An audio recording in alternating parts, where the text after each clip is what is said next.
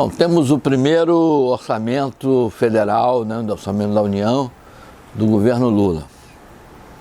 Está indo para o Congresso aí, o projeto de lei orçamentária, a LDO, e baseado na LDO, e orçamento para 2024. Porque o 2023 foi preparado pelo governo anterior, foi pouco ajustado pelo Congresso, mas basicamente foi feito pelo governo anterior. Esse é o primeiro.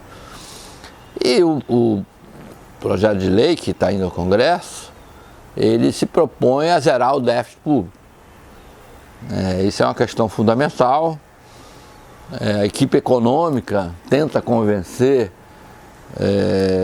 a parte, a base do PT, que é mais linha dura, né, de que zerar o déficit público trará mais benefícios do que o governo ficar gastando mais. Por quê? Porque zerando o déficit público, melhorando as contas públicas, aumenta a confiança, a credibilidade do governo junto aos agentes econômicos. Isso vai permitir uma redução maior da taxa de juros. E hoje, basicamente, o déficit total do Brasil, né, déficit público, é muito causado pela própria taxa de juros. E também a gente pode atrair mais investidores para cá, que melhora a nossa moeda, o nosso câmbio, enfim, tem tantos benefícios se a gente zerar esse déficit público, e depois até gerar um superávit primário, que não se compara se o governo sair gastando. Não, sai gastando, isso tem efeito eleitoral, etc, etc.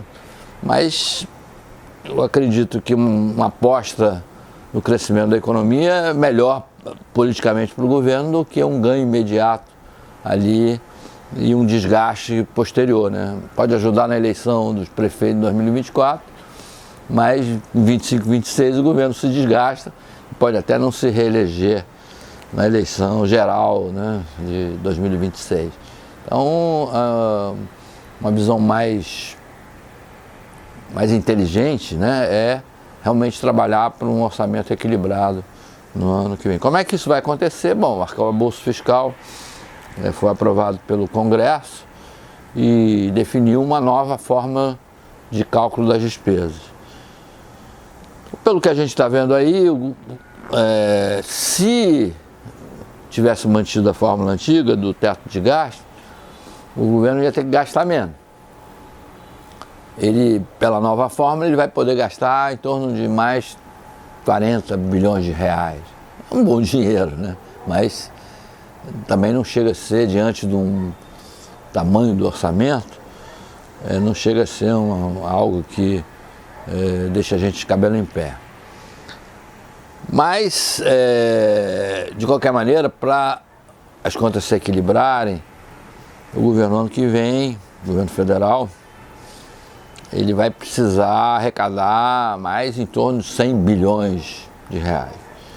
Estão falando até em 160 bilhões, mas vamos falar aí em 100 bilhões. Como é que isso vai acontecer?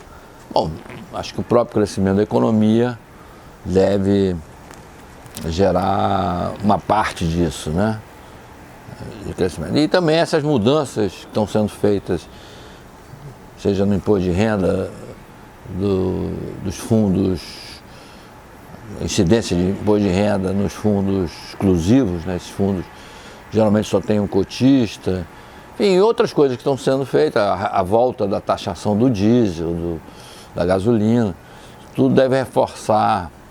Do lado da despesa, a gente tem aumento de salário mínimo e tem aquelas despesas que o governo ele próprio cria, né? Ele não consegue segurar muito porque elas surgem da noite para o dia, né? Enfim. Mas, de qualquer maneira, a ideia de um orçamento equilibrado, eu acho que está vencendo dentro do governo. Lula parece que comprou a ideia de pensar mais no longo prazo do que no curtíssimo prazo. E isso deve ajudar o combate à inflação, manter a inflação abaixo de 5%, Enfim, acho que já está se falando que a taxa de juros chega esse ano em 11 e pouco, né? 11,25, 11,5, mas já no ano que vem ela cairia para menos de 10%, podendo chegar a 9,5%, e o governo encerraria uma taxa de juros em torno de 8%. Então, um ganho que as contas públicas terão com isso, ganho que a economia como um todo vai ter com a volta do crédito imobiliário, construção civil, é enorme.